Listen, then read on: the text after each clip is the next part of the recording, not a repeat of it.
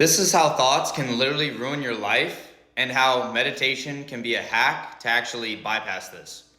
So, I'm going to tell a little story here, and I hope you have some patience. I hope you can remain with me. I promise you the juice is worth the squeeze. I know we all have ADHD at this point. I know we all have so many other things that we want to listen to, but stick with me, and I hope that it'll help you in your life. I believe it will help you very much in your life if you really listen and instill what I'm about to communicate to you here.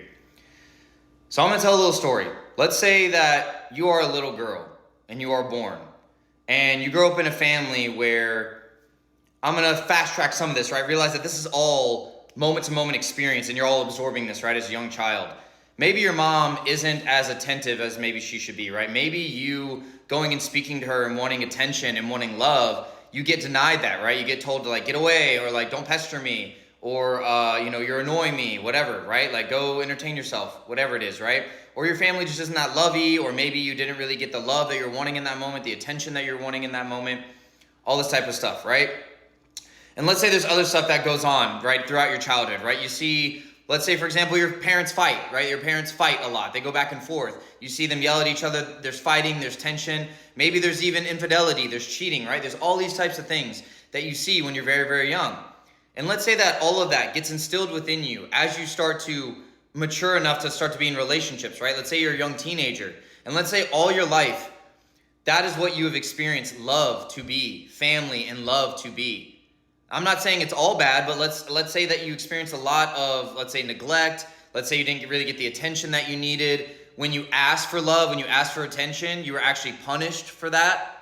So a thought that gets ingrained within you, as that gets repeated and gets repeated and gets repeated, a thought that would likely get embedded into your brain is that I shouldn't ask for love. It's wrong for me to ask for what I want. It's wrong for me to ask what I need, or I will get punished, right? Therefore, I have to hold that in, and I have to provide for myself. I have to give myself love. I have to give myself attention, and I can't rely on someone else to do that for me. I can't ask someone else to give me some attention. I just can't ask for someone else to give me what I want or what I need in the moment. And so what I learned to do is to not communicate. I'm going to learn to shut down and not communicate what I'm really wanting or what I'm really desiring in the moment. And that's going to become a thought pattern. That those thoughts are going to become my reality, right? And then let's say I get into being a teenager, right? I'm this young woman. I've had these experiences, like I've said. I'm a young teenager.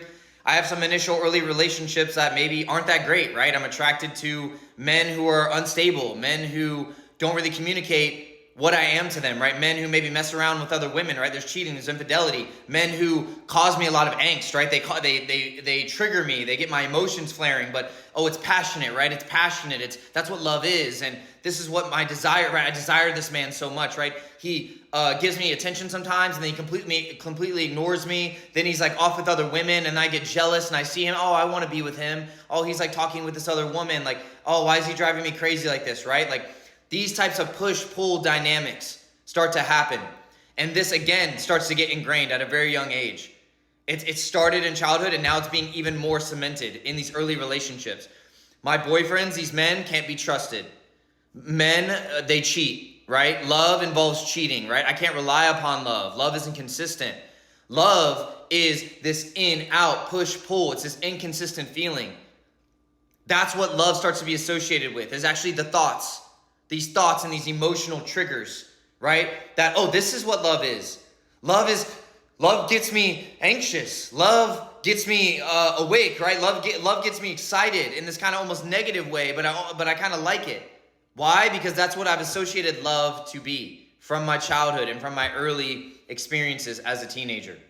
And so let's say I go through my life, right? And let's say I get with a man, even if I have a successful relationship, maybe I find a man, I get married at some point, and yet somehow this relationship is rocky, right? I have issues in my relationship.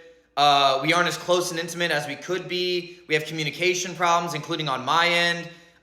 Maybe he has infidelity issues, right? Maybe we aren't really as close and as bonded, and there isn't as much faithfulness and care and consideration, emotional maturity, communication, right? Openness with love, openness with what our needs are, right? Being able to be vulnerable, both of us being able to be vulnerable. And the thing is that my thoughts made this happen. My thoughts have heavily contributed to this being the reality. Why? Because that's what I've normalized in my head. That's what I've normalized in my nervous system, in my body.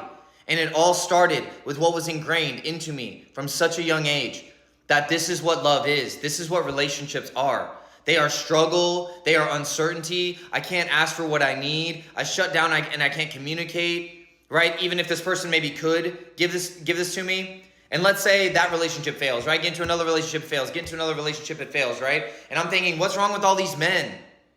What is wrong with all these men that I'm getting with? And maybe they do, in fact, have their own problems, right? Maybe they are cheaters. Maybe you're attracting that, right? You're attracting that to you. Why? Because you've normalized it. And then let's say you start to maybe kind of wake up to this a little bit, right? Just by a chance, right? Just by going through life, you start to wake up to these kind of patterns just a little bit. And you go, I think I want something different, or maybe even subconsciously, unconsciously, whatever, you're like going after something different, right? You start shifting your focus on, well, I don't want men who trigger me in this way, or I don't want players, right? I don't want guys who have women all around them, right? I don't want guys who are going out drinking and clubbing and bringing women home and shit like that. Like, I'm done with guys like that, right? I'm done with I want these types of men. The problem is that if you have these thoughts ingrained in you, you could even get an amazing guy. You could literally find the man of your dreams, the man that is closest to the man of your dreams that you will ever find. That man could be loyal to you. He could be attractive. He could be, secure. He could be, independent. He could be having his own interests. Whatever, right? Whatever span of things that emotionally mature, can communicate with you, loves you, is loyal to you, and cares to you like you've always wished for, like you've always wanted. And yet, because of your thoughts and because of those things I was explaining that have been ingrained inside of you, there's a very high likelihood and chance that you will sabotage it.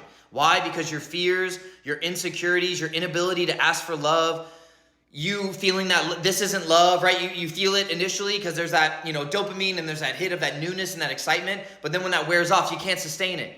You can't sustain these feelings and this love with this man. Why? Because you never learned how to. And because there's not the drama. There's not the typical push. He's not push-pulling you. He's not playing games with you. He's not going out with other women. He's not putting you on a hook and then reeling you in and then throwing you back out and reeling you back in and creating all this drama and all this angst and nervous system and thoughts to go crazy in your head, and you associate that with love. All right, this is love.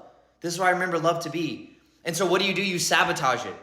You slowly and methodically sabotage that relationship with that man till that man has to leave because he has self-respect for himself, or you do something stupid, or you just break up with him because you're bored, whatever the case is, right?